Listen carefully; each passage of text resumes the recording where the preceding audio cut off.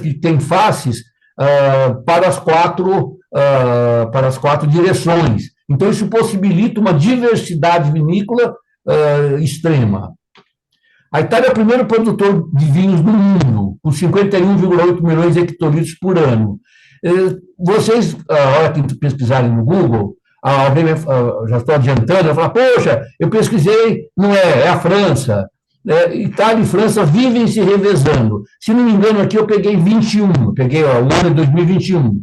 Se você pegar 2022, um ultrapassa o outro, 19, então eles estão sempre se alternando, mas são os dois maiores, Itália e França.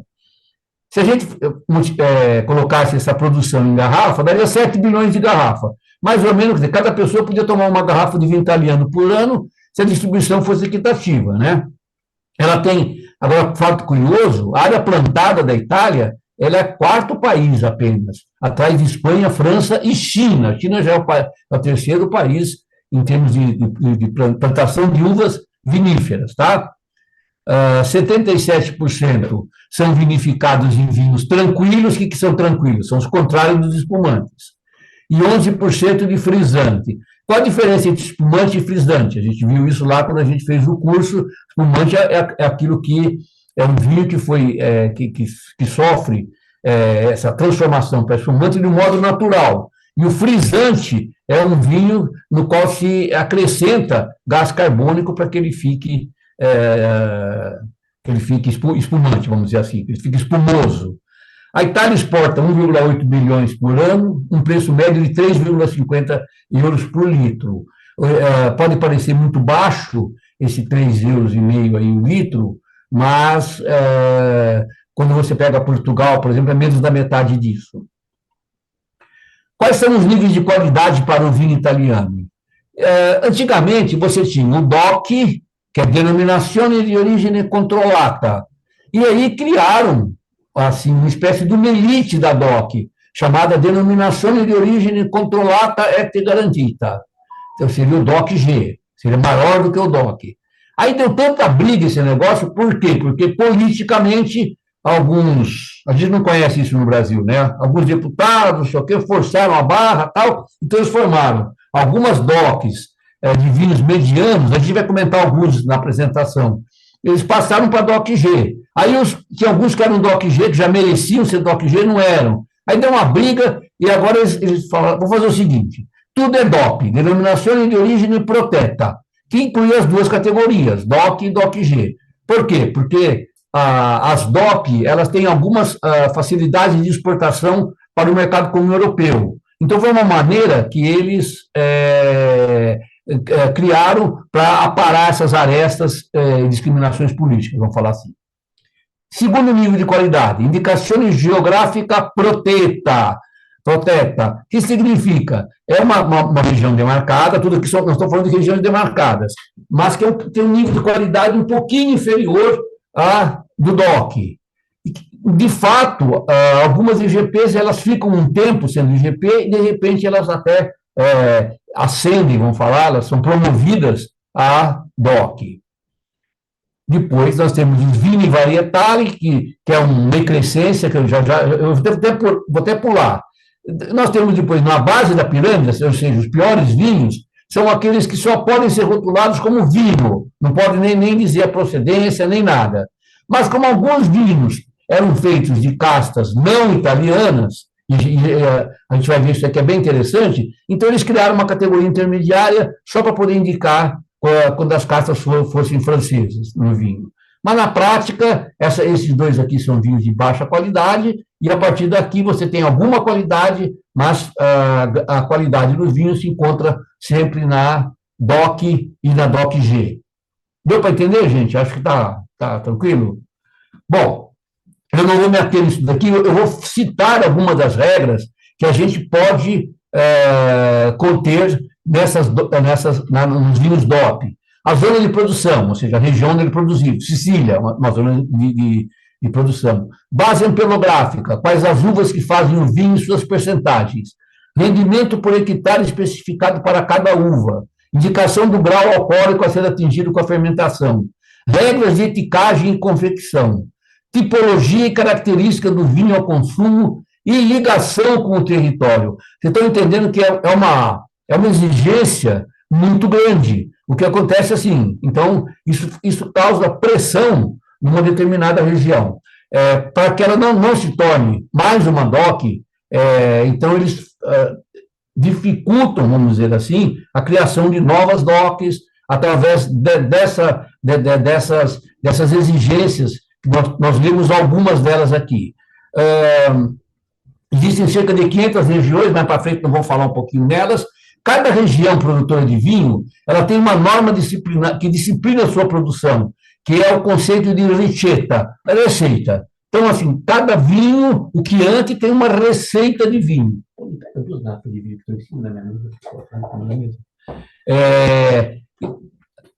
Então, assim, você tem região cuja norma disciplinar é muito exigente e tem normas disciplinares que são muito frouxas. E aí, como é que eu sei isso? Não sabe.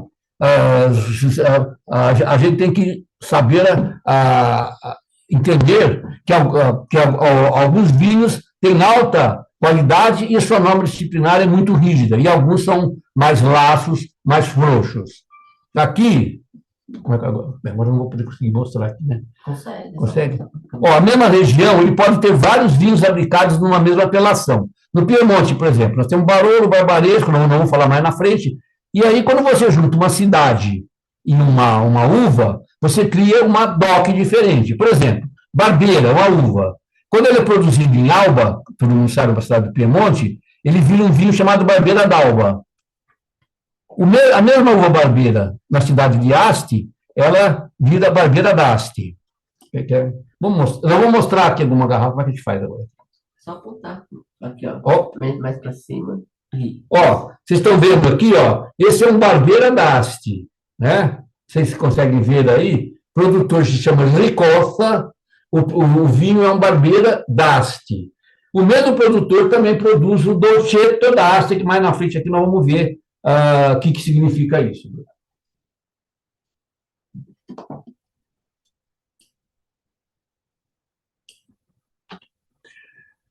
DOP é um vinho produzido num local especificado e a qualidade deriva desse lugar e meio ambiente. Essa aqui é a própria definição que está na lei da Itália, para a gente ver se a gente consegue entender, tá? As uvas utilizadas na sua produção devem ser produzidas totalmente dentro desse lugar, quer dizer, eu não posso trazer uva de fora. Quando eu faço um Barolo, quando eu faço um Barbaresco, quando eu faço um Brunello de Montalcino, eu não posso trazer uvas de fora e misturar essas uvas com as uvas locais. Todo o seu processo produtivo deve ser efetuado dentro do mesmo local. A IGP, que a gente viu lá com a Indicação Geográfica Proteta, ele permite que 15% das uvas sejam de fora da região. Aqui está Qual é a diferença entre DOP e DOC?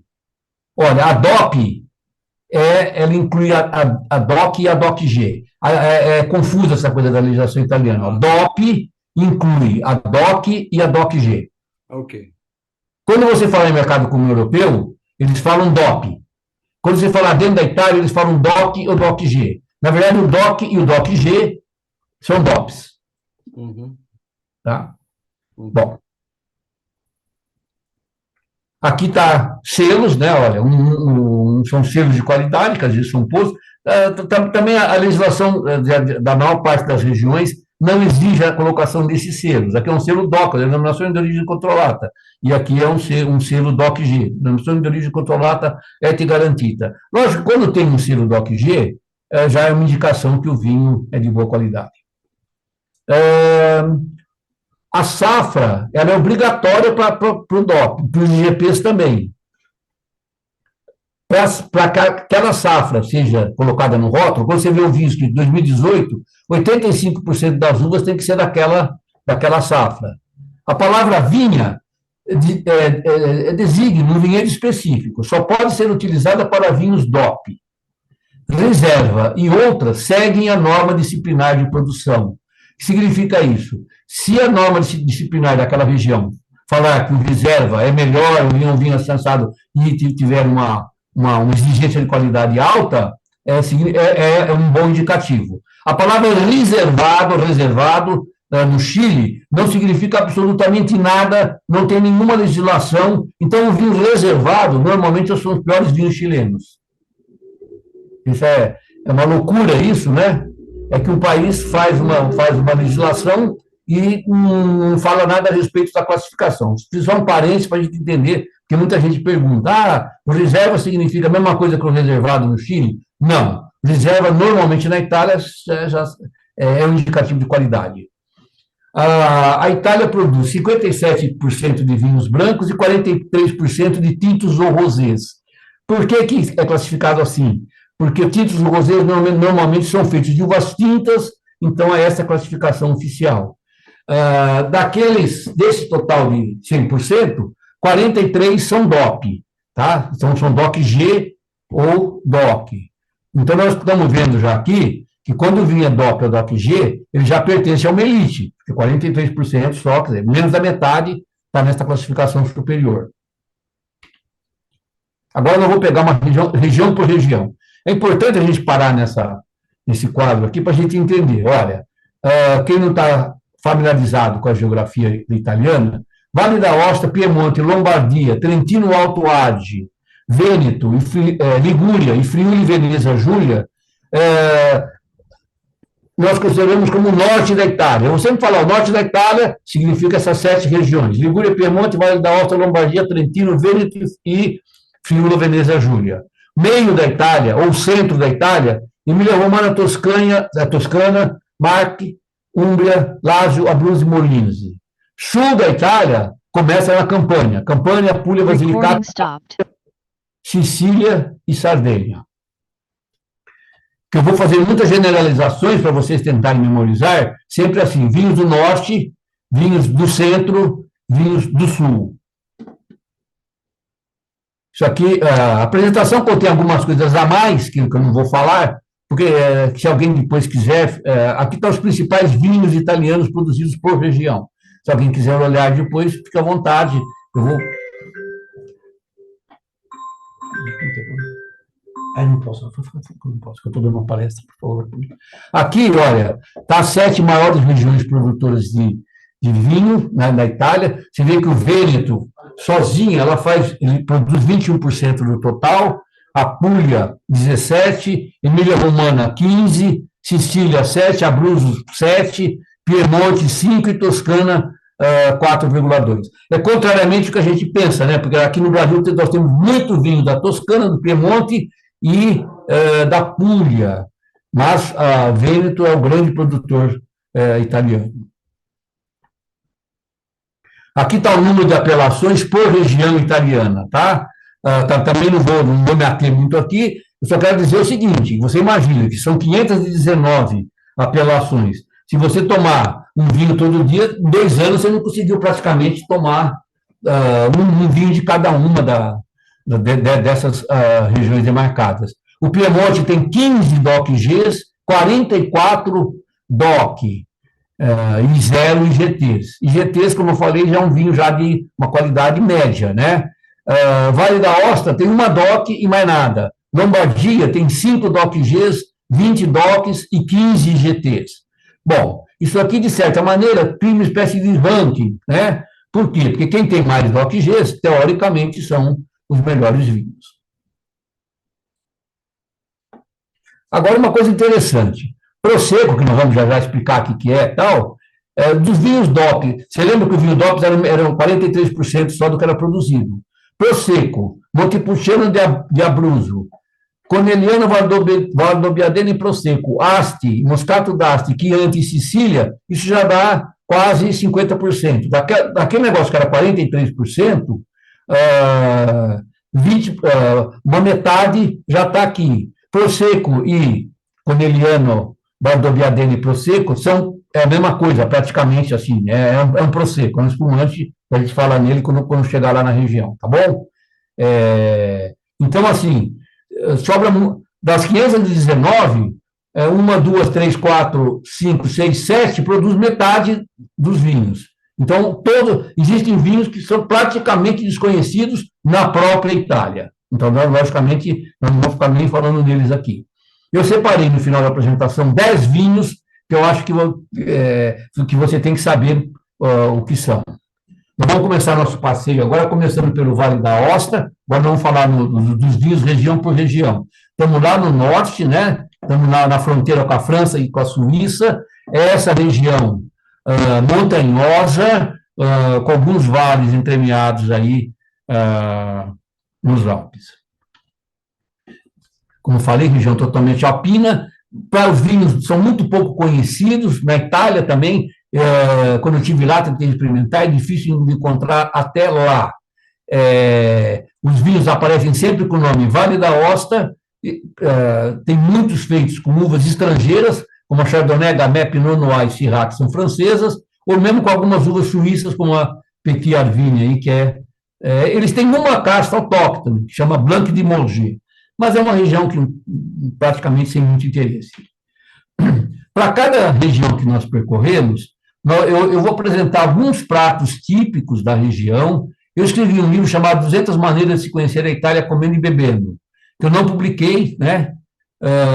Onde eu pesquiso e faço a harmonização entre comidas regionais da Itália com vinhos regionais da própria região. E é isso que eu vou apresentar para vocês aqui, só para ficar ilustrando, para não ficar muito cansativo. E os pratos que nós escolhemos lá do Vale da Ostra é o Vitello Tonnet. Por favor, aqui a grafia regional é essa mesmo, não é Vitello Tonato, né? Que outras regiões têm o Vitello Tonato. Aqui chama Vitello Tonnet mesmo. E no dialeto local, a Turineisa, que é uma abobrinha recheada com carne. Aqui vocês podem ver aqui o Vitello Tonelli tem uma outra aparência, né, do que normalmente se serve aqui em São Paulo.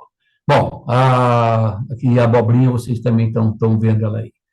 Vamos passar rapidamente agora para o Piemonte. Piemonte já é uma região talvez a mais importante da Itália em termos de qualidade. Ela rivaliza com a Toscana. Então aqui nós vamos nos ater bem mais. O Piemonte é famoso pelos Barolo, que é produzido com a uva Nebbiolo, que é uma uva autóctone da região. O Piemonte foi a região onde se iniciou a unificação italiana, e o barão de Cavour, o duque de Cavour, ele reza a lenda que foi um dos caras que acho que o Barolo na época era doce, e ele falou, não, desperdício fazer um vinho tinto desse doce, vamos fazer esse vinho seco, e a partir daí que se iniciou a fama do Barolo. Então o Barolo é um vinho relativamente recente, ele tem aí 1,5 séculos. Não deve ser bebido com menos de 10 anos de garrafa, é um vinho muito duro, tânico e ácido, se não tiver 10 anos. É caro, mas vale cada centavo. Os melhores exemplares podem ser espetaculares. Eu estava numa degustação de Barolo, depois, se quiser, eu conto o caso com mais calma, e comecei a chorar no meio bebi o vinho e comecei a chorar. Eles causam emoção depois de velhos.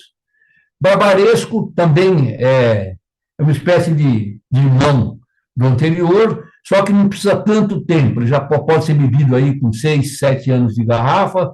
O Barolo dura até 40 anos, talvez o vinho mais longevo do mundo, junto com os Bordeaux, e o Barbaresco já dura menos, já não é um vinho de tanta guarda.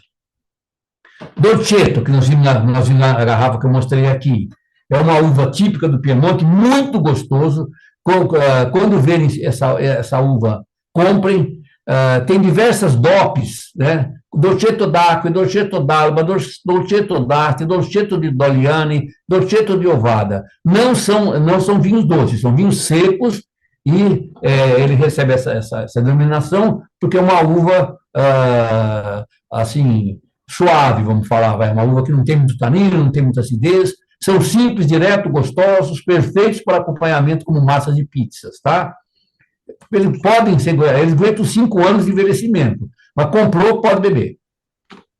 Barbeira é uma uva que até pouco tempo era uma desgraça, até uns 30, 40 anos atrás, porque ela é muito ácida, muito tânica, e enquanto o pessoal guardava o Barolo para ser exportado, e localmente na região eles tomavam o Barbeira. Também produz diversas Barbeira d'Alba, Barbeira d'Asti, então está cheio de barbeiras por lá. É uma uva muito potente, que pede pratos fortes, por exemplo, uma massa com gorgonzola, carne de cabrito, esse tipo de coisa assim, tá? Outras DOPs da região, que eu só vou ler aqui, mas não precisamos guardar, são Brahmaterra, Carema, Gatinara, Guene, são vinhos feitos com a Nebbiolo d'Alba. Outra, Grinolino e Freisa, vinhos para serem bebidos jovens, caráter quase etéreo, não envelhecem bem. São vinhos parecidos com o caráter do Beaujolais francês. Aliás, são ainda mais leves do que os próprios Beaujolais franceses. As uvas brancas mais famosas lá é a Arnês, que na verdade a uva é arroeiro, mas na região de Arnês, dá origem a vinhos perfumados e florais. A Cortese, que é a região Gave, é a uva, tem aromas de frutas brancas e maçãs. Herbaluce de Caluso está meio na moda agora, até coloquei ele aqui, porque começou a aparecer alguns exemplares aqui no Brasil. Também produzido pelo método Passito. Esse método, o que é? Eu colho a uva não tem teor de açúcar suficiente para dar um vinho doce, eu deixo ela no sol, vou fazendo igual faz com café. Eu tiro na hora que vai chover, volto no sol. Esse método chama Passito ou Appassimento. E quando a uva desidrata, eu vinifico. Então, eu consigo obter um vinho doce por esse método. Moscato d'Asti, essa também é uma dica legal. Nós temos no Brasil a uva moscatel, produzindo um espumante muito legal, e o nosso moscatel é uma cópia desse vinho Moscato d'Asti. É um espumante doce produzido pelo método Asti. Não vou... Quem lembra do curso, o método Asti chama primeira fermentação em Cuba. Isso aí se alguém lembra, parabéns. Bom, é o perfeito acompanhamento para panetone e sorvete. E também no Piemonte temos muito boas uvas feitas com malvasia, em especial um que chama de Castelnuovo Dom Bosco. Você encontra também uvas alienígenas no Piemonte. São ótimos vinhos, mas são encorpados, austeros e normalmente muito caros.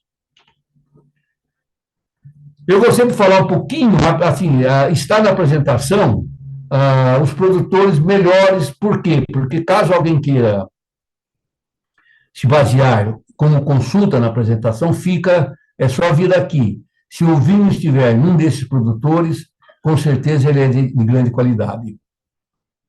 Aí o Barolo pelo qual eu chorei é esse aí, Giuseppe Mascarello e Figli. É espetacular esse Barolo. Alguns pratos. Brassato ao Barolo é o prato emblemático da região.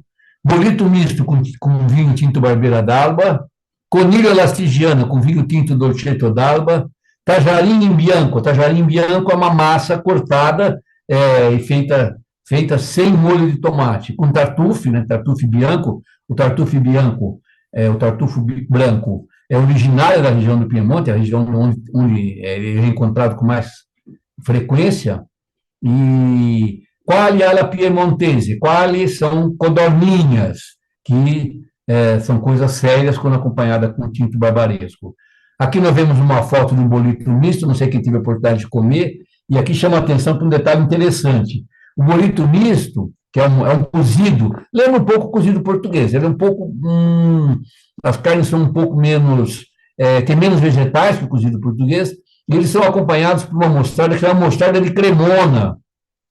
E, quando traduzem no Brasil, eles acham que mostarda de Cremona é igual às outras mostardas. Então, eles cortam a palavra de Cremona e traduzem que você tem que servir com mostarda. Mostarda de Cremona, na verdade, é uma geleia de frutas doces, sabe? Tem cereja, figo, laranja, doce, é uma compota doce. E aí a gente serve, alguns locais no Brasil servem com mostarda de Dijon, por exemplo, tem nada a ver, tá? Brassato al Barolo é esse prato que é feito com patinho ou com outras carnes duras, assim, colchão duro, e que ficam 24 horas marinando no vinho e depois é cozida também por outras 24 horas. Evidentemente, aqui no Brasil não dá para você cozinhar fazendo Brassato al Barolo, porque um Barolo Aqui você não encontra por menos de R$ 500, então não é possível, né? A gente fazer esse prato. Ligúria é a região de Gênova, que nós temos uma ligação muito forte, que a maior parte dos imigrantes brasileiros que chegaram ao Brasil saíram pelo porto de Gênova, né? Até aí, as primeiras levas de imigrante, quase todas vieram pelo porto de Gênova. Os meus avós, eles eram calabreses, mas saíram também por Gênova. Eu tenho avós espanhóis e portugueses também, dois eram italianos. A Ligúria ela tem uma viticultura de heroísmo. Quem conhece Cinque Terre vai lembrar que aquilo lá é extremamente montanhoso e eles plantam a uva naquelas encostas e você fica, assim, às vezes, o solo, ela tem assim 50 centímetros de solo e depois eles fazem aquelas curvas de nível em socalcos e plantam ali a uva sem nenhum tipo de produção, sem nenhum tipo de proteção. Então você está andando ali com o perigo de cair lá embaixo no mar. É uma coisa impressionante. Ou no desfiladeiro, é uma viticultura maluca, porque aí se consegue muito pouco vinho, tanto que a Ligúria praticamente é traço, né, que se produz, e produz essas duas DOCs, Riviera Ligure de Ponente e Cinque Terre. Os vinhos são bons, mas como tem muito turista na região, nunca saem de lá. Procure bebê-los quando você for lá, que são muito interessantes. Grandes produtores, esse Bonanini aí, que a mãe deu esse nome a ele porque ela gostava da Noviça Rebelde, é espetacular a visita lá, e outros produtores que estão citados aí. Bom, com a gastronomia da Ligúria, nós já temos uma relação já maior, né? Trenete Corpesto, não sei porquê, só quem visita lá entende como é que o pesto pode ser uma coisa tão boa. É o manjericão, é o azeite, é o pinole que se usa lá para fazer. Esse pesto feito nessa região não tem nada a ver com outros pestos feitos na própria Itália, que dirá no Brasil. A focaccia também é um prato típico de lá. E Panzotto ao Prebogion, nós vamos ver ele aqui, ele está ilustrado. E Polpettini alla Genovese. Está aqui, o Trenete al Pesto, é um prato que é aqui bem conhecido no Brasil. Esse pançote, como também é uma região que tem muita montanha, tem muitas ervas que nascem na montanha, eles recheiam, eles tiram a folha dessas ervas e fazem parece um ravioli, vamos falar assim, mas o italiano não gosta quando você fala assim. Na verdade, é uma massa típica dessa região, tem esse formato triangular e recheada com ervas da própria região. Lombardia, né? Lombardia, onde está, produz vinhos tranquilos, mas os espumantes são de longe os melhores produzidos. Os vinhos são muito raramente vistos no Brasil, tá? Existem 3 regiões. A região da Valtellina, que produz vinhos com Nebbiolo, e se você procurar, você acha que é alguma coisa, de Sassella, Inferno, Grumelo e Valgella. Principalmente o Sassella e o Inferno você encontra em alguma boa importadora aqui no Brasil. São muito interessantes. Parecem com Barolo, mas não tem a longevidade e a potência do Barolo. Uma outra região, perto de Milão, o Trepò Pavese, trabalha com essas uvas que estão aí, né? Barbera, Bonarda, Cortese, Pinot Grigio, Pinot Nero, Riesling. E é uma região, por ser já também uma região mais plana, os vinhos já têm uma qualidade menor. A região de Brescia, do Lago de Garda, e, como eu falei, espumante é o forte. A DOP Franciacorta é tido como o melhor espumante produzido na Itália, tá? Apareceu Franciacorta numa garrafa de espumante, é um sinônimo de qualidade. Os produtores, os pratos que a gente separou aí, uma sopa de tripa com vinho tinto, um risoto à milanese, também um prato bastante conhecido no Brasil, Costoleta alla milanese, também um prato que nós conhecemos bastante, e o panettone, que é dessa região também.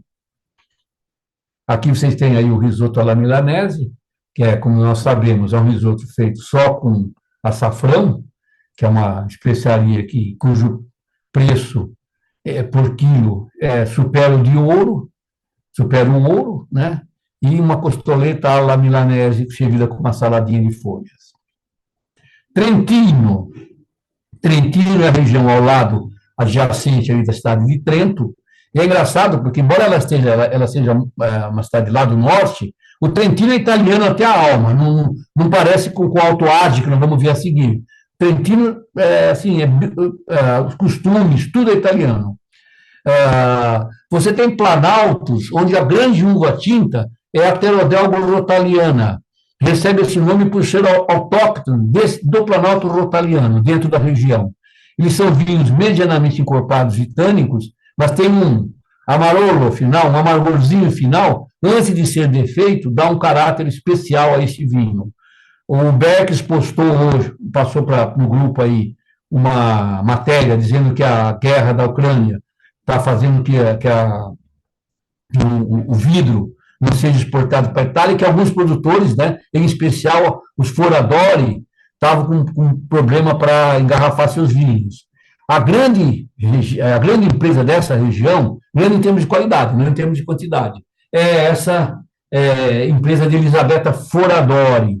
Cita em Mezzo Lombardo, são vinhos espetaculares, envelhecem bem, você pode tomar ele com 10, 15 anos, estão sempre espetaculares, são sempre bons, já foi exportado para o Brasil, mas no momento não é. Talvez você consiga encontrar alguma coisa do Terodelgo rotaliano. Tem alguma coisa também produzida com essa uva no próprio Brasil, tá? Logicamente, sem outro tipo de vinho e outra qualidade. Nessa região do Trentino, está uma empresa produtora que chama Ferrari, nada a ver com a escuderia de Fórmula 1, e é um dos melhores espumantes da Itália. Então, Ferrari é uma empresa, mas é uma empresa gigantesca dentro da região de Trento. E o outro espumante é o Franciacorta. Tá? Os grandes produtores. Eu preparei dessa maneira para que, se alguém for fazer uma viagem à Itália e quiser saber que vinícolas visitar por região, já ficam aí quais são as vinícolas que eu recomendo visitar, tá? Alguns pratos aí da culinária do Trentino: manzo alla vecchia Trento, camoscio alla tirolese. Camoscio é carne de veado, tá? Com tinto do Terodelgo rotaliano. E candedelli de fêgato, nós vamos ver a foto dele aqui. Candedelli, olha, é um bolinho cozido num caldo feito com fígado moído. E o manzo está aí um preparado de carne bovina, muito típico da região. Alto Adige, embora ele esteja perto do Trentino, aqui eles têm uma relação muito grande com a Alemanha, né? Nós vamos ver também aqui no próprio nome dos vinhos, enquanto o Trentino está no norte, mas é italiano, o Alto Adige tem uma ligação muito forte com a Alemanha. Os brancos são melhores. Lá eles produzidos quais são as uvas dos vinhos? Weissburgunder, que é a Pinot Blanc francesa, Mulander, Pinot Grigio da própria Itália, mas lá eles põem no rótulo o nome em alemão. Riesling Renano, que não confundir, essa é a Riesling genuína, né? Gewürztraminer, que é uma uva também, embora ela tenha origem na própria Itália, ela hoje é famosa pelos vinhos da Alsácia e da Alemanha. Tem uma cidade na Itália que chama Tramin. Gewürztraminer significa assim: vinho originário de Tramin com muitas especiarias, em alemão. E Sauvignon Blanc. Tintos, mais ou menos, tá? Tem alguns feitos com Cabernet Franc, Cabernet Sauvignon, e tem uma uva também da região que chama Lagren. Bolzano é muito bonita, a região é muito chique, a culinária é muito legal, mas os vinhos, os tintos principalmente, são medianos. Tá aí alguns produtores. Tem um Gewürztraminer que é exportado para o Brasil, de uma produtora chamada Helena Valk. Eu recomendo visitar e recomendo beber também, se for possível. Gewürztraminer, quem tomou, é um vinho inesquecível, porque ele tem aroma de rosas, de lixias, é um vinho completamente diferente do que você já bebeu na sua vida antes, né? Aí é bem no estilo ame-o ou odeio.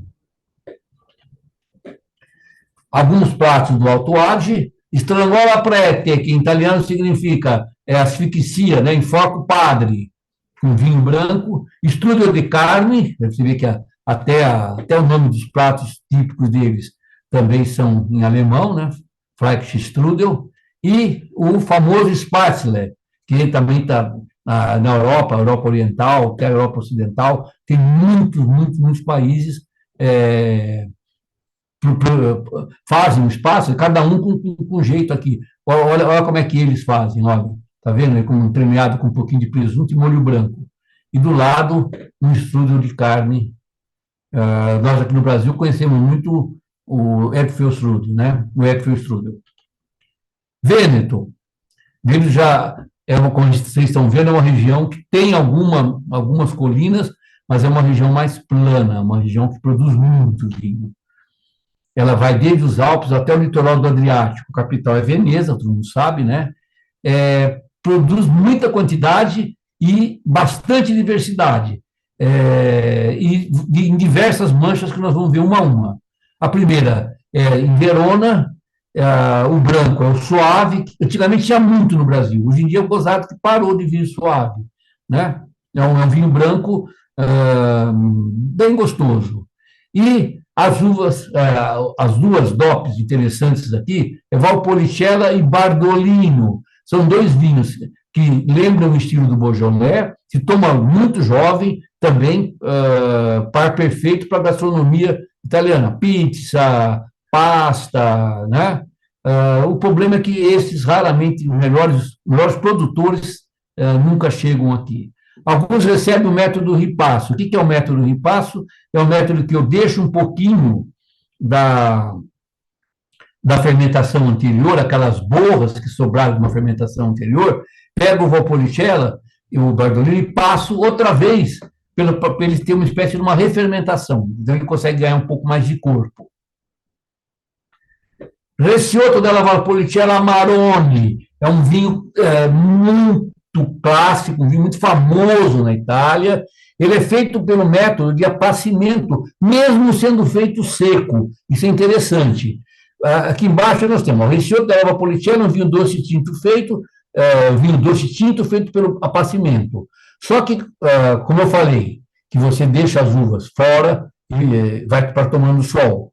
Se você deixar a fermentação ir até o fim, você cria um vinho de grande corpo, de grande teor alcoólico e muito seco, que é o Recioto della Valpolicella Amarone. Também é um vinho assim, os italianos chamam de vinho de meditazione, porque é um vinho que chega a 16, 17 graus de álcool. Então é difícil você acompanhá-lo com comida, tá? Normalmente é um vinho que a gente come com umas nozes. Eu já fiz um casamento, por exemplo, com churrasco, mas assim, é um risco muito grande, porque é um vinho muito poderoso, muito alcoólico. E na região de Breganze, que eu nunca vi esse vinho do Brasil, muito raramente. Às vezes vem um desses, Colli ou Ganei, são vinhos bons. Região do Piave, aparece a denominação de origem controlada, Piave. São vinhos mais ou menos. Mas nessa região estão os famosos Proseccos, que são vinhos, são espumantes de ruins a medianos.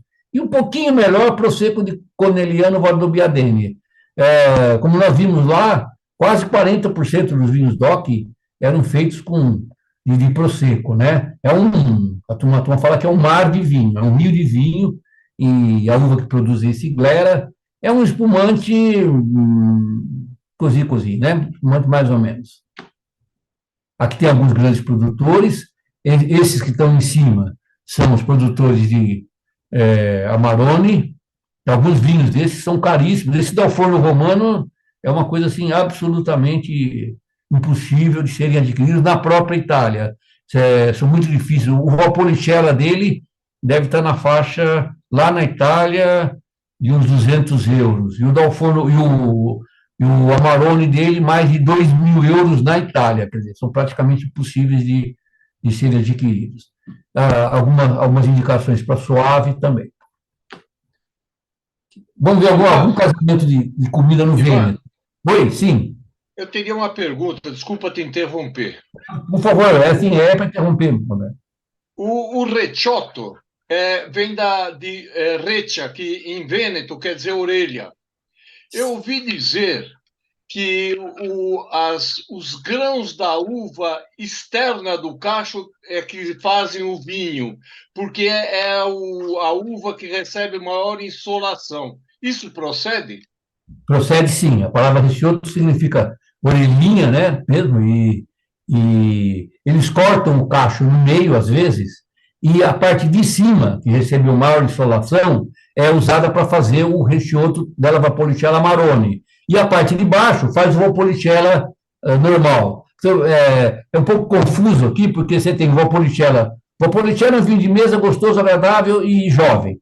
E o Valpolicella, o recioto della Valpolicella Amarone, é um vinho forte, encorpado, tânico e sublime, vamos falar assim. Mas procede sim, é isso mesmo. Ok, obrigado.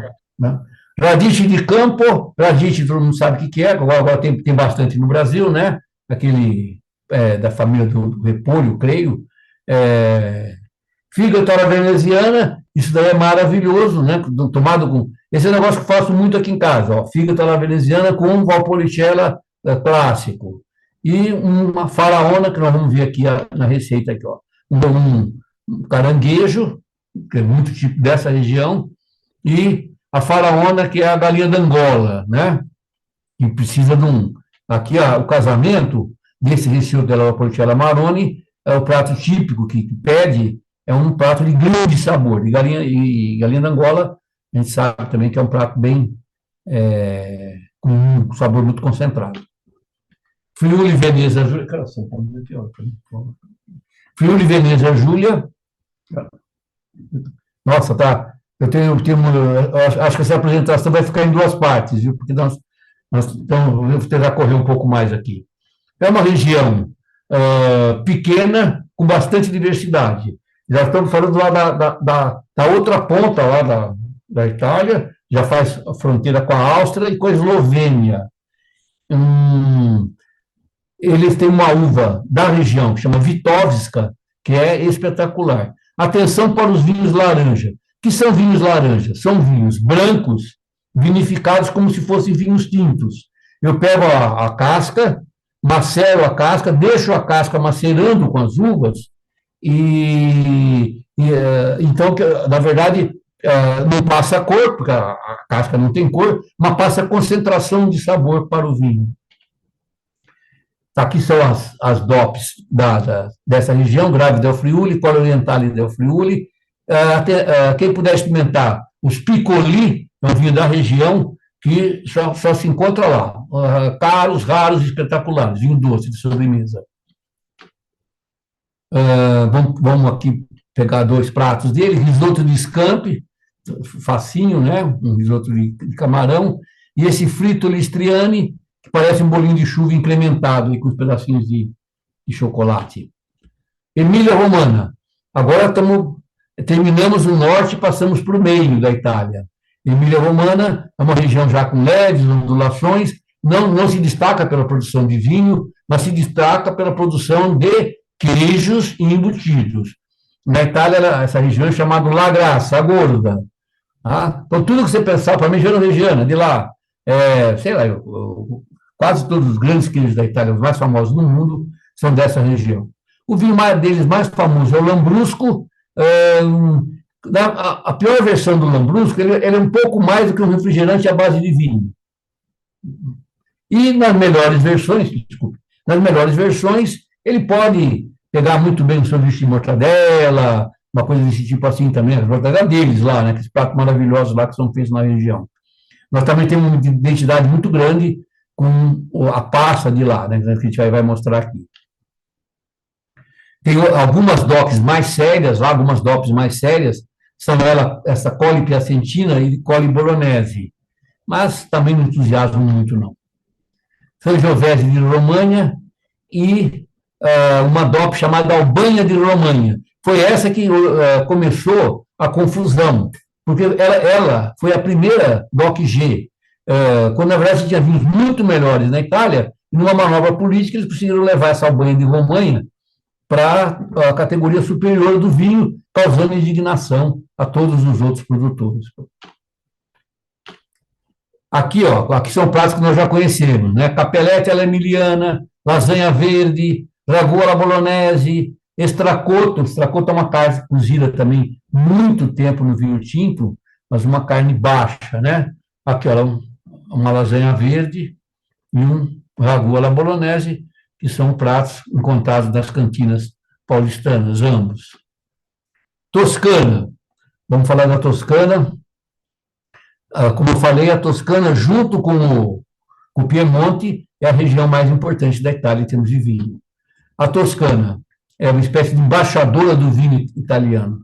A paisagem é luxuriante, geografia de colinas suaves, muito vinho e azeitona remonta ao período etrusco, patrimônio arquitetônico, histórico, artístico. Então, lá está sempre cheio de turista, e os vinhos mais famosos da região são caros e são os embaixadores do vinho italiano. Chianti, Brunello de Montalcino, Nobre de Montepulciano e Carmignano. Todos eles, uma característica engraçada, são todos feitos com Sangiovese. Ela recebe vários nomes, que a gente vai ver aqui em seguida, mas é a mesma uva. O Chianti é o mais famoso deles, né? Tradição histórica remonta à Idade Média. Foi lá que começou esse conceito de ricetta, quer dizer, de associar uma maneira de produzir o vinho à própria legislação. E o Chianti aconteceu também o seguinte: a palavra, quando vocês procurarem Chianti, procurem o Chianti clássico, porque é a região original. Como é um vinho muito famoso, todo mundo quer produzir Chianti. Então, o que acontece? A região foi aumentando. Hoje tem diversas DOPs, como Chianti, só Chianti, Chianti clássico, que é a região original, Chianti Rufina, não confundir com o Chianti Rufino, que é uma marca, tá? Chianti Colle Aretini, Chianti Colle Fiorentino, Chianti Colle Senese, Chianti Colle Pisani, Chianti Montalbano. Os produtores foram pressionando para que outras regiões fossem chamadas de Chianti também. Então, normalmente, os clássicos são os melhores. Brunello de Montalcino, muito famoso, particularmente não é um vinho que eu gosto, porque eu acho que nunca é caro, normalmente ele não vale a pena, ele foi excessivamente valorizado. A uva é Sangiovese, mas uma subvariedade chamada Sangiovese Grosso ou Brunello. Montalcino é uma cidade, Brunello é uma uva. E a família que desenvolveu esse vinho é a família Biondisanti, até hoje o produtor mais famoso. Existe um vinho, um irmãozinho menor dele, Rosso de Montalcino, às vezes ele custa 1/4 ou 1/5 do Brunello e costuma ser bem gostoso também. Normalmente é uma compra melhor do que o próprio Brunello. Vinho Nobile de Montepulciano, também feito na cidade de Montepulciano, também o Sangiovese, só que lá Sangiovese recebe o nome de Prignolo Gentile. Também tem um irmãozinho menor, o Rosso de Montepulciano. Mesma coisa com relação ao Carmignano também. Mesma coisa em relação ao Brunello, também o Rosso de Montepulciano acaba tendo uma relação custo-benefício melhor que o vinho Nobre de Montepulciano. Carmignano, vinho muito famoso, com grande nível médio de qualidade. Eu gosto muito desse vinho. Ele é tão antigo quanto o Chianti, mas não ficou famoso, tá? Agora, normalmente ele é muito mais caro porque a produção dele é muito menor. Em compensação, a qualidade a qualidade mediana dele é muito mais estável e muito melhor. Outras regiões da Toscana, que outro dia, não sei, alguém perguntou aqui, são Maremma, Morellino, Scansano e Bolgheri. Bolgheri é uma região que ficou famosa por causa de um vinho feito pelos Antinori, que é o Sassicaia. O Sassicaia, ele era um vinho feito com Cabernet Sauvignon. E a disciplinária de produção da região não permitia usar Cabernet Sauvignon. Então, ele era engarrafado como vinho de mesa. Então, o melhor vinho da região era um vinho de mesa. Então, estou falando, os italianos vivem tentando solapar a legislação. agora chegaram à conclusão de autorizaram a utilizar a uva Cabernet Sauvignon para essa região de Bolgheri. Vinho branco da Toscana, é o Vernaccia de San Gimignano, vinha muito para o Brasil, parou de vir, não sei porquê, e destaque também para o vinho Santo, que é um vinho doce feito com uvas brancas, Trebbiano e Malvasia, e que serve com cantucci, que é aquele biscoitinho que a gente, durinho, que a gente costuma molhar no próprio vinho Santo. O vinho Santo é um vinho também feito pelo método de apacimento. Os maiores produtores estão aí, lembrando, o Machese Antinori é o mais famoso. Produz também o Tignanello, o Solaia e assim por diante. Alguns pratos na Toscana, bisteca alla fiorentina, que é um bistecão enorme, tripa alla fiorentina, que difere pouco da tripa romana, acho que vai hortelã só. Caciucco alla livornese, tem muita gente de Livorno aqui no Brasil, essa é uma sopa de peixe da região muito gostosa. Porpetone alla fiorentina e Panforte di Siena, está exemplificado aqui, olha, a tripa alla fiorentina, Panforte di Siena é uma espécie de torrone, né, feito na região, muito interessante. Marque, agora vamos regiões pequenininhas, que não tem tanta expressão, eu vou correr um pouco mais para tentar terminar às 9h30 a nossa apresentação. O Marque tem a DOP mais famosa dele, chama Verdicchio dei Castello di Gesi, é um branco seco que só acompanha muito bem peixe. Tá? E o Rosso Conero, que é? Uma DOP para uva Montepulciano e um pouquinho de Sangiovese. E o Rosso Piceno é Sangiovese com um pouquinho de Montepulciano. Mas são vinhos bons, mas que não empolgam muito. Melhores produtores, alguma coisinha aí de casamentos aqui. As azeitonas da região são famosas, né? Olha, são azeitonas empanadas, recheadas com carne de porco, empanadas e frita. E marisco alla marinara.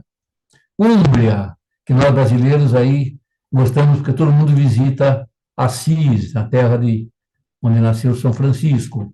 Uma região pequena, diversificada, o vinho mais famoso é o Orvieto. Também tinha muito no Brasil, agora está até engraçado. São vinhos meio neutros, assim. Torgiano e o Sagrantino de Montefalco.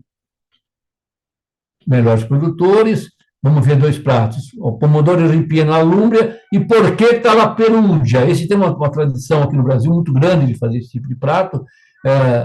Normalmente ele é fatiado, vendido como sanduíche, ou pode também ser escoltado por uma salada verde, né? Lazio, a região de Roma, possui a DOP Frascati, que também vinha muito para o Brasil. Esses vinhos agora é engraçado, está mudando o nosso consumo. Antigamente vinha muito Frascati para cá. É um vinho um pouco neutro. Outro vinho interessante é esse Este de Montefiascone. Vou tentar contar a história muito rápida, porque eu já coloquei aí que a história é melhor que ele. Reza a lenda que um padre nessa região, ao mudar de paróquia, pediu ao seu ajudante que fosse na frente, marcando as estalagens onde havia vinhos bons. E falou, olha, quando você encontrar um vinho bom, você coloca uma tabuleta na frente escrito Este, essa, né, em latim, que é essa, que o vinho é bom. Aí diz que o pajem seguiu pela estrada, encontrou quando chegou em Montefiascone, essa pequena cidade, tomou um pó homérico e escreveu, pichou na própria estalagem, Este, né? Então, o vinho já tomei, o vinho não é nada demais, mas a história é muito interessante, né? Outros vinhos da região do Lazio, isso aí, quando forem a Roma, vale a pena comprar, é fácil de encontrar lá, né? Cesanese de Pilho, até no Brasil talvez tenha alguma coisa. Os pratos da região de Roma, carciofi alla giudia, todo mundo vai para Roma, adora comer isso, abacchio alla romano, alla cacciatora, coda alla vaccinara, esse prato aqui também, uma grande tradição no Brasil, né? Que é o rabada. E saltimbocca alla romana. Saltimbocca também todo mundo sabe o que é, né? Um pequeno escalope de bife, onde vai um presunto enrolado, normalmente uma folha, depois é frito rápido, é empanado e frito rapidamente. Carciofi alla giudia também. A nossa alcachofra não dá para fazer esse prato, porque as alcachofras são cortadas na metade e fritas por imersão. A nossa alcachofra é muito dura, precisa ser alcachofra. Agora está começando a aparecer no Brasil, aquela alcachofra daquela variedade italiana. E rabada. Abruzzo, uma região pequena, montanhosa, famoso pelo Trebbiano d'Abruzzo e pelo Montepulciano d'Abruzzo. Trebbiano d'Abruzzo, um vinho branco, Montepulciano d'Abruzzo, um vinho tinto. Alguns pratos da região, bruschetta, bruschette no plural, né, em Abruzzo, e sopa de lentilha. Molise, nós falamos no Molise aí agora há pouco, uma região muito pequenininha, famosa pelo azeite também.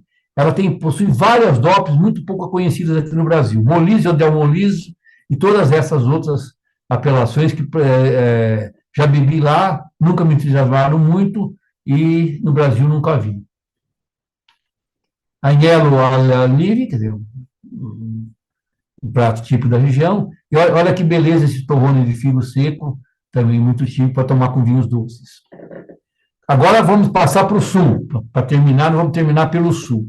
Campania, já estamos no sul da Itália, tá? Essa classificação, eu não sei se é a classificação geográfica, mas, com certeza, é a classificação que nós usamos na enologia, tá? Então, Campania faz parte do sul da Itália. A Campania é a região de Nápoles, né?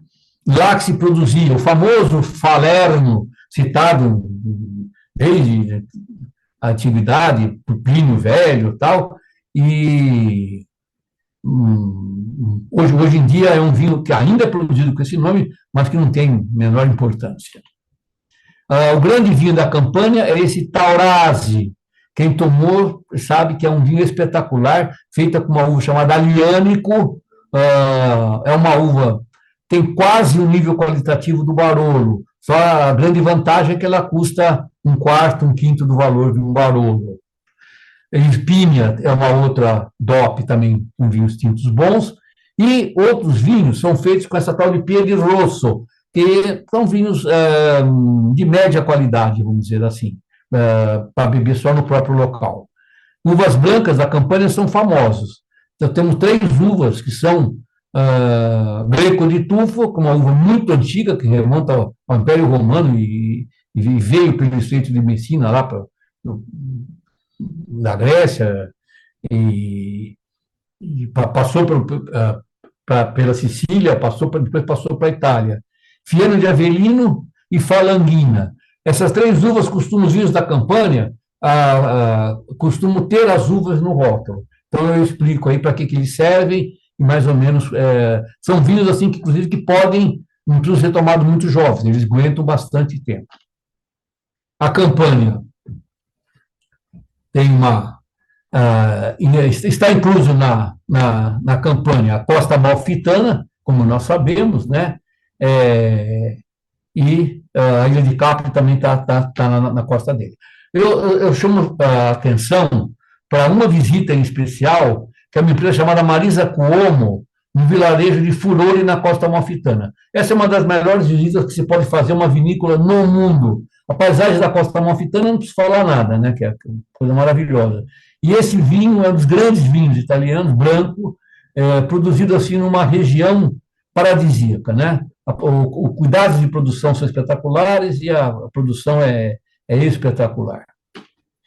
Aqui eu vou pular, porque aqui nós já temos uma relação grande aqui com esse casamento na Campania. A pizza, mussarela, spaghetti alla puttanesca, sarda alla napolitana, fusilli, ragù napolitano, costata alla pizzaiola e estrúfoli com vinho doce.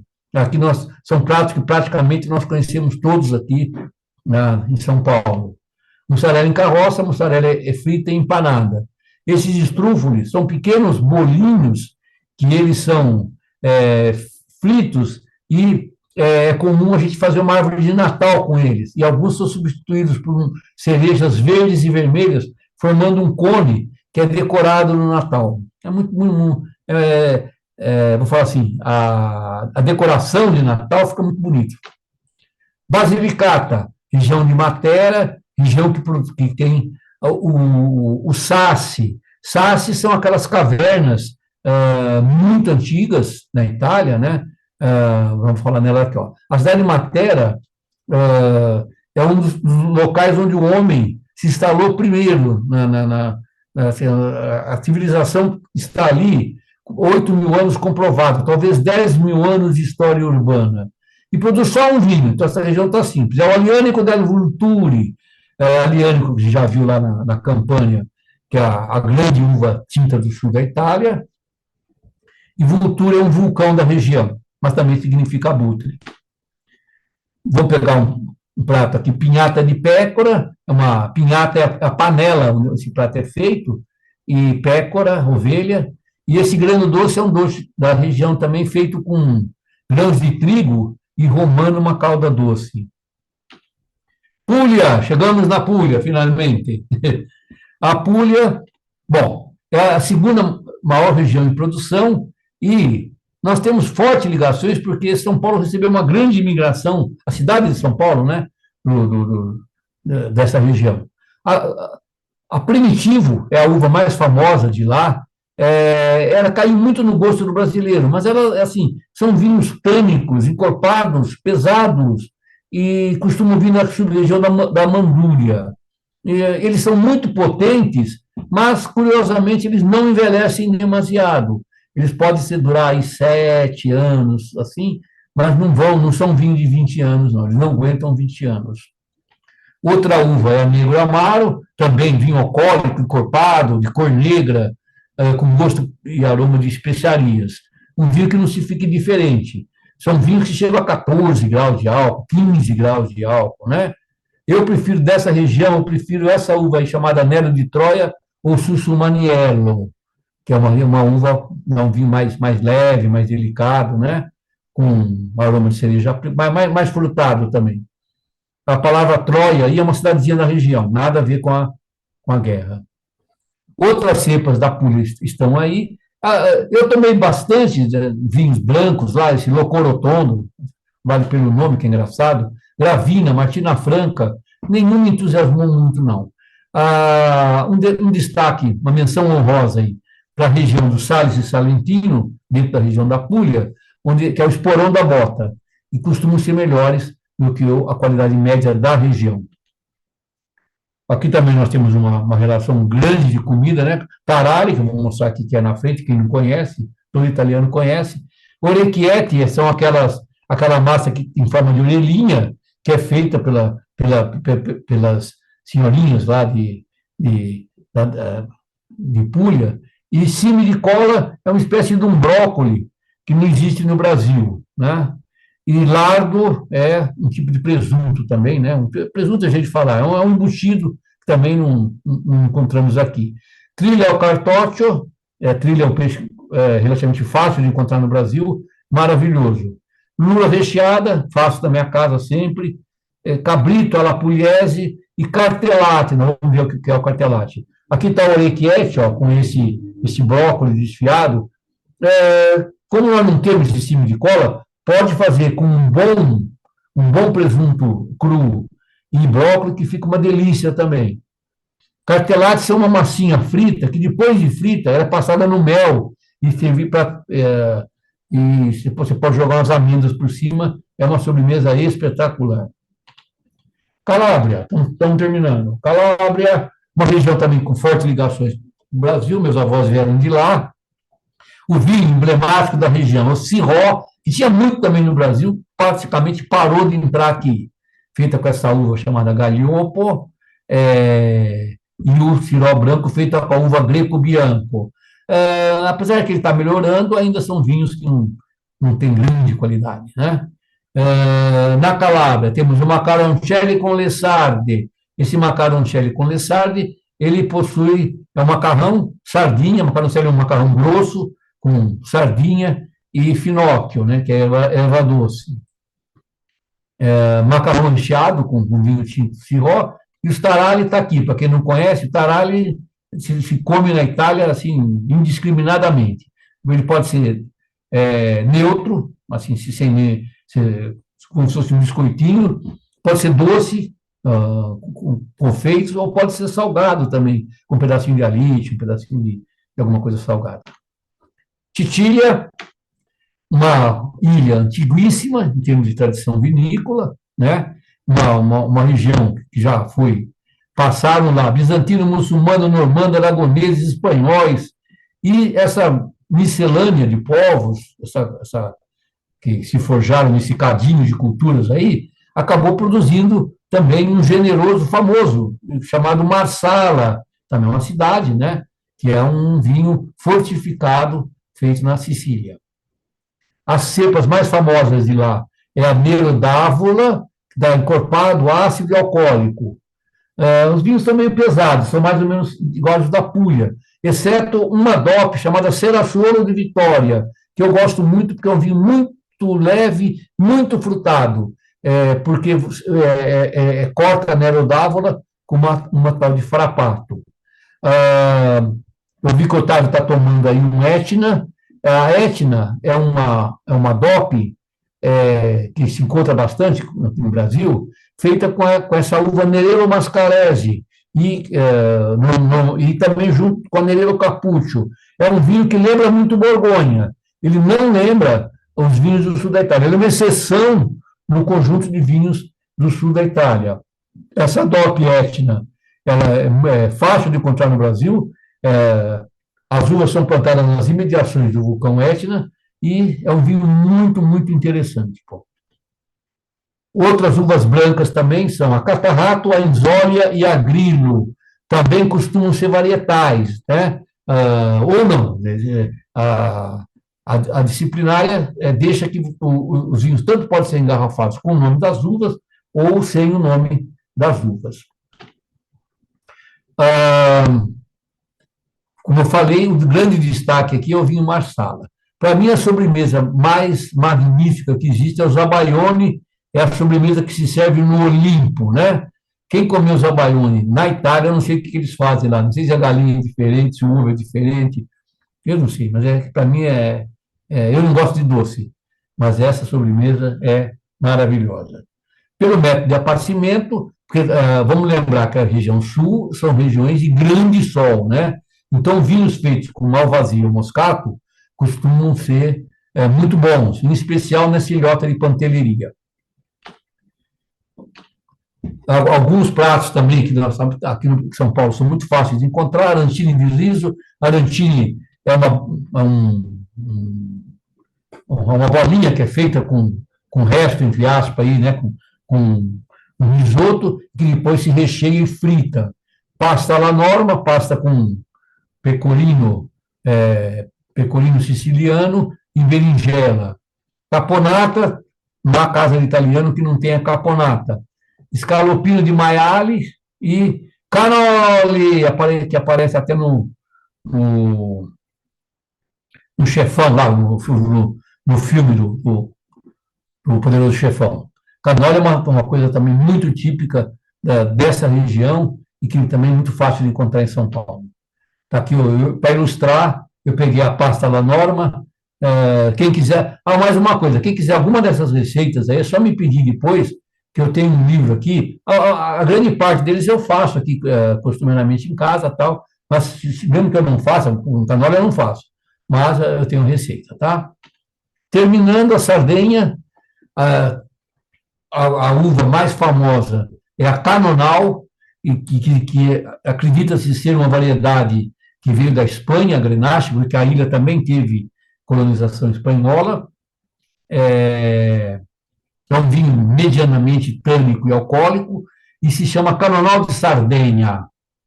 O branco mais famoso é feito com uma variedade de vermentino, e agora está sendo experimentado uma casta branca chamada Nuragos. Os nuragues são construções megalíticas que são encontradas na Sardenha. Eu esqueci de falar do Strulli da Puglia, hein, Roberto? Mas depois a gente... Acho que todo mundo conhece também o Strulli da Puglia, e agora tem os nuraghi da Sardenha. E essa casta, Nuragos, tem a ligação também muito antiga, está sendo experimentada agora fazer vinho com essa casta autóctone. Está aí os melhores produtores.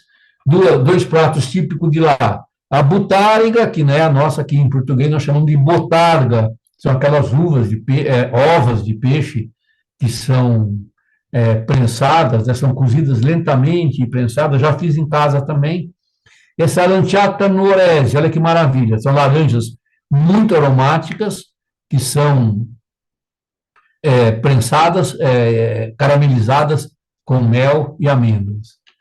Bom, eu vou pular essa parte de vinhos insulares italianos, porque eu preparei isso aqui também, de maneira que ficasse um roteiro completo dos vinhos da Itália, mas não tem tanta importância. Apenas dizer que Capri produz vinhos bons, por incrível que pareça. Apesar do custo da terra, né?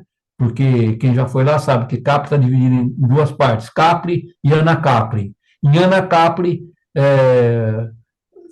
produz vinhos, o Capri branco e o Capri rosso, que são muito, muito legais. E são tudo ilhas de Itália, tá? Ponza, Ventotene, Ischia também vinhos são bons, Capri, San Pietro, Salina, Pantelleria, o famoso Moscato de Pantelleria. E estando na região, não esqueça de beber. Aqui alguns pratos típicos dessas ilhas. Chama atenção para esse Bastio Pantesco. Olha que coisa deliciosa. Bom, resumo da ópera. Aqui estão as regiões com seus principais vinhos. Vamos tentar fechar a nossa apresentação. Vamos começar assim. Vinhos do Norte. Tá ótimo. Vou fechar em 8 minutos a apresentação, 9h30 a gente cala. Vinhos do Norte. Brancos amáveis, leves e delicados com menor teor alcoólico. Tintos leves e expressivos, delicados com menor teor alcoólico, em sua grande maioria de média guarda. Ambos com acidez mais alta, próprios para serem bebidos nas refeições. Você só tem tintos encorpados, tânicos e muito bons na região do Piemonte e o Amaretto, o Amarone Vêneto. A exceção do Barbarico, do Amarone Vêneto, os vinhos são de baixo teor alcoólico e tintos expressivos e delicados. Eu acho que isso é uma generalização, mas para a gente decorar. Então, no norte da Itália, vinhos brancos amáveis e leves, tintos leves, exceto Barolo Barbaresco e Amarone. Vinhos do meio da Itália, lembra que é o centro da Itália. Brancos mais neutros, medianamente alcoólicos, pouco expressivos. Vinhos tintos, exceto Toscana, medianamente encorpados, bons, mas não espetaculares. Boa acidez e desenhados para acompanhar a culinária italiana. Na Toscana, sim, vinhos tintos encorpados, tânicos e de guarda. Na Toscana, como Chianti Clássico, Brunello, etc. No sul, brancos muito expressivos, alcoólicos, intensos, concentrados e com menor acidez. Bom para pratos mais fortes ou como aperitivos. Tintos pesados, com baixa acidez, encorpados, alcoólicos e nem sempre elegantes. Escoltam normalmente pratos mais fortes. Vinhos de guarda média. Exceção para a uva Aglianico, que são vinhos elegantes, com boa acidez e taninos que o fazem envelhecer dignamente. Aqui não vou ler tudo, né? Mas são, para mim, se alguém conhece Prosecco, Barolo, Barbaresco, Barbeira, Moscato d'Asti, Taurasi, Recioto Valpolicella Amarone, Valpolicella, Chianti Clássico e Brunello di Montalcino, estou vendo aqui que faltou o Chianti, hein? Não, desculpa, está aqui, Chianti Clássico. Então, conhecendo, esses são os vinhos mais importantes da Itália. Eu tenho aqui o tipo que ele é, a região de origem, a uva, os níveis de qualidade. Você vê que eu só dei espetacular aqui para o Barolo, mas o Barbaresco também é ótimo, o Barbeira pode ser ótimo, o Taurasi pode ser ótimo, outros vinhos podem ser ótimos. Já o Prosecco, por exemplo, vai de razoável a bom. E como é que nós utilizamos esses vinhos? Quem quiser depois pode fazer um checklist dos quais vinhos já tomou, que são os grandes vinhos da Itália, não grandes também, só os de qualidade aqui, mas são os vinhos mais representativos da Itália. É isso, gente. Acho que consegui cumprir mais ou menos aí o nosso cronograma. Obrigado.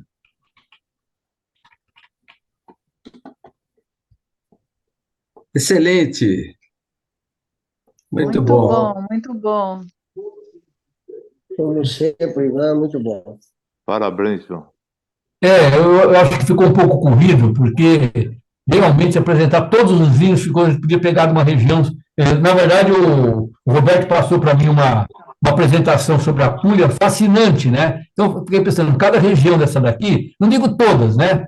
Mas aqui dá umas 10 apresentações muito gostosas da gente fazer, é, assim, região por região. Mas eu tentei fazer uma coisa corrida, mas que ficasse também como uma espécie de guia de viagem para o grupo, de guia de referência dos quais são os vinhos de qualidade, quais são os produtores a se beber e a se visitar. Essa foi a minha. Ivan, aqui é Marinês falando. Parabéns, Ivan, parabéns. Ótimo, Ó, ótimo. eu ia fazer uma pergunta aqui. Você mencionou guia de viagem, eu ia exatamente fazer essa pergunta. Quando é que vai ser a viagem do grupo guiada por você, vamos dizer, nesse roteiro enogastronômico aí? Isso seria ótimo. Tô dentro, viu? Tô dentro. Eu acho que O precisa de Wagner, acho que é melhor você fazer lá um apêndice de uma empresa de turismo, hein? eu acho que precisa de Como chama isso? ano para fazer isso. Uma subsidiária. Fala, Roberto. Não, eu quero dar os parabéns para o Ivan. Realmente essa apresentação é um verdadeiro vademecum do vinho e da comida italiana. Você está de parabéns. Obrigado. Agora, Roberto. uma pergunta de ignorante, né, que eu sou. Não. Por que normalmente se plantam vinhedos nas colinas? Sim, a uva, ela não tem problema de falta d'água, vamos falar assim. Ela consegue extrair água, as suas videiras são muito profundas. Tanto que quando dá uma praga, por exemplo, você não consegue fazer tratamento de solo. Quando deu aquele bichinho chamado filoxera, lá no século XIX, tentaram remover todo o solo, era um ácaro que comia a raiz das videiras. A raiz das videiras vão na região de Champagne, as raízes vão a 14 metros de profundidade. Olha que loucura! Mas, assim, uma videira média tem 6 metros de profundidade. Então, ela vai buscar o lençol d'água aonde for preciso. Ela só tem um problema. A água que para no pé, a vitis é uma trepadeira, né? Ela pertence a uma família que pertence às trepadeiras. O homem que a guiou através de sistemas de condução, né? Quando a gente vê a uva, você vê que ela está guiada em arames, existem várias formas de fazer essa guiagem da uva. Não vou entrar em parte muito técnica, mas a gente amarra a uva nos arames de diversas formas. Tem um grande problema dela, ela não se dá bem quando fica água parada no pé dela. Então, quando está no meio da encosta, é a melhor situação para ela. Então, assim, a única coisa que precisa da uva é ter uma drenagem boa.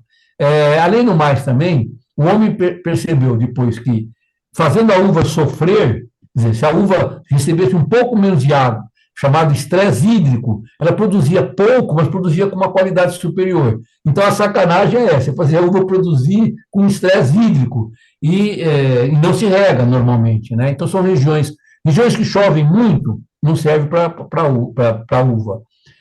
Em especial, depois que a uva está pronta para ser colhida, se chover, é uma verdadeira desgraça, porque atacam 2 fungos, o ídio e o milídio, e você perde a produção. Aqui no Brasil, por exemplo, qual é o mês que mais chove no Brasil? Fevereiro, março. No Rio Grande do Sul, qual é o mês que nós colhemos a uva? Fevereiro, março. Então, é uma dificuldade muito grande, porque na hora que o produtor, às vezes, já está em débito com o banco rural dele lá, já pegou empréstimo, não sei o que e tal, a hora que a uva começa a amadurecer, ele não tem tempo de trabalhar uma maturação perfeita, em função de que, se vier a chuva, ele perde toda a uva dele. Então, ele fica apavorado. A gente briga que, na hora que a uva está madura, entra até o vovozinho de bengala para colher a uva, né? Porque não pode perder aquela oportunidade, né? Perfeito. Então, é por isso. Otávio, Obrigado. Otávio, vamos lá. Eu queria... Está me ouvindo? Não, primeiro, excelente. Você foi muito ambicioso hoje, Ivan. É verdade. Toda a Itália, numa apresentação só, é muito difícil. mas está ótimo. Eu me lembro uma vez que eu vi em algum lugar que existem 200 uvas principais na Itália e 2.000 uvas no total. Quer dizer, realmente é extremamente difícil. Agora, eu tenho uma pergunta para te fazer.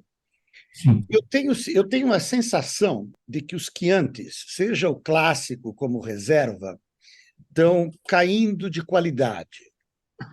A minha pergunta para você é: quem mudou? Mudou? Os Chiantis estão mudando ou sou eu que estou mudando? Não, você tem toda a razão. O que acontece é assim, olha, eu acho que eu exemplifiquei aqui, acho que quando a gente fez o curso básico, eu exemplifiquei com a região de Champagne. O que acontece é o seguinte: você é um produtor de champanhe, e ali passa a linha de demarcação. Então, assim, o seu terreno vale 400 mil euros o hectare. O vizinho, que está a 30 metros ali, ele também tem 3 hectares igual a você, só que o dele vale 100 mil euros o hectare, vale um quarto do preço.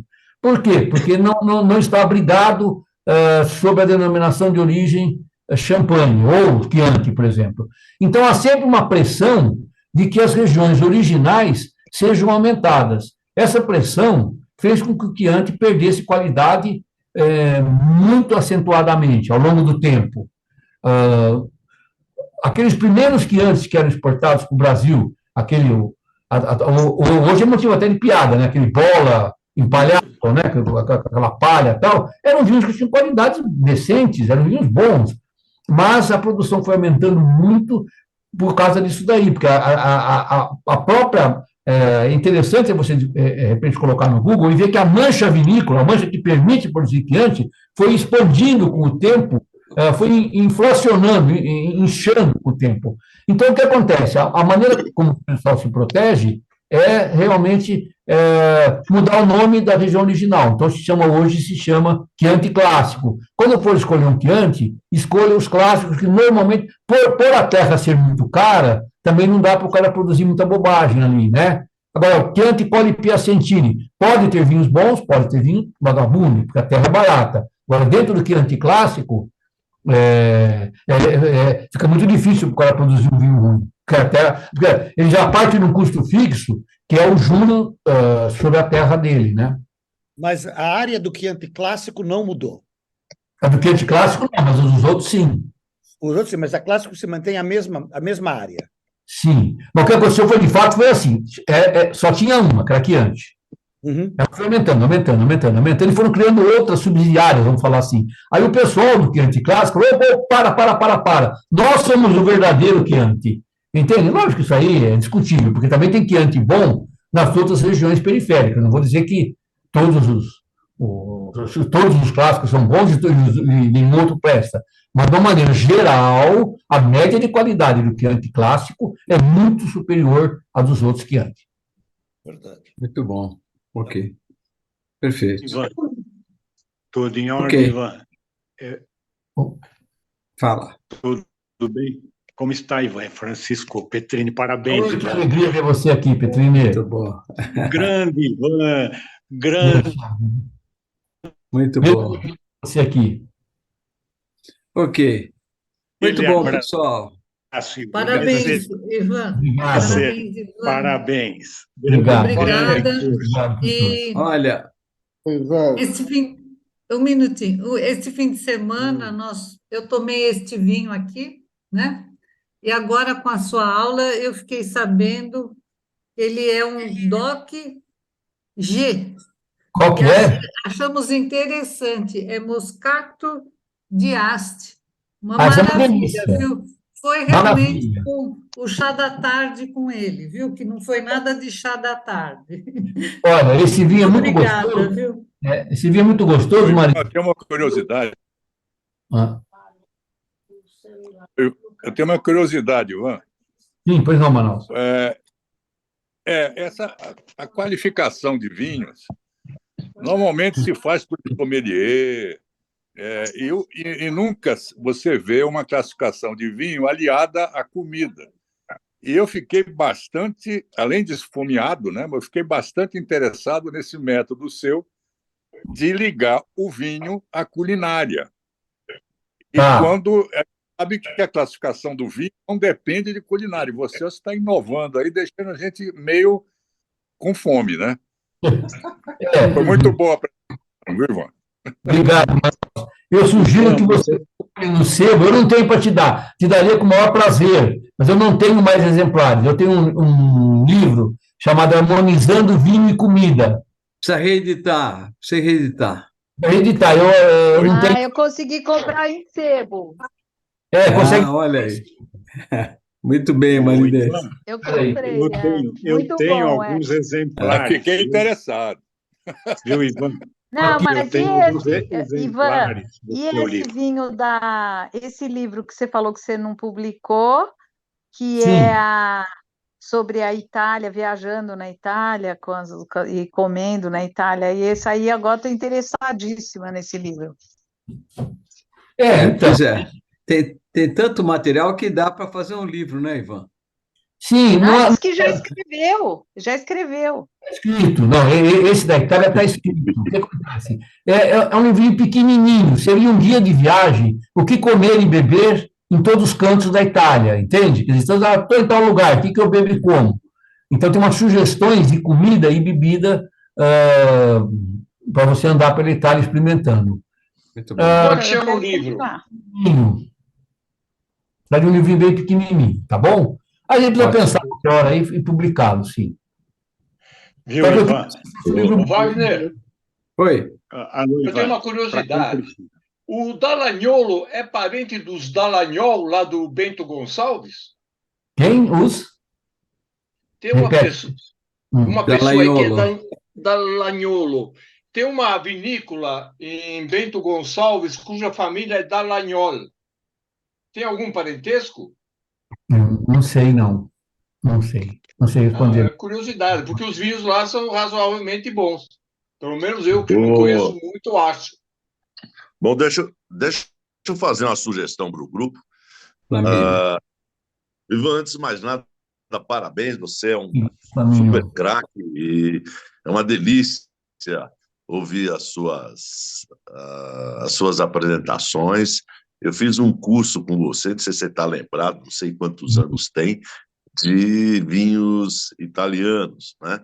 Foi assim, maravilhoso e lá você teve oportunidade de discorrer sobre as várias regiões produtoras e foi fantástico.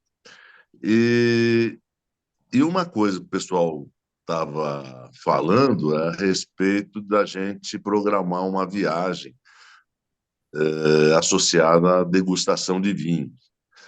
E a gente ficou com aquela viagem aqui para Cananéia meio engasgada. E a gente poderia, fica como uma sugestão, que é um lugar fácil, um lugar perto, quer dizer, fácil em termos de... A gente está aqui no Brasil, não é uma viagem internacional, é relativamente mais fácil de se planejar. E talvez seja um local bacana, porque tem a parte de culinária que você conhece bem, que é associada aos vinhos, seriam lições fantásticas para a gente e a gente poderia inaugurar essa sessão de viagens com uma viagem mais perto para Cananéia. O que vocês acham? Acho que a gente tinha combinado essa viagem para Cananéia, onde nós faríamos degustação de vários frutos do mar e Sauvignon Blanc, quer dizer, na verdade é o seguinte, nós estamos organizando alguns vinhos que casam excepcionalmente com frutos do mar. Muito bom. O Flamínio tocou, nós temos um grupo aí de pessoas que viajam experimentando coisas gastronômicas.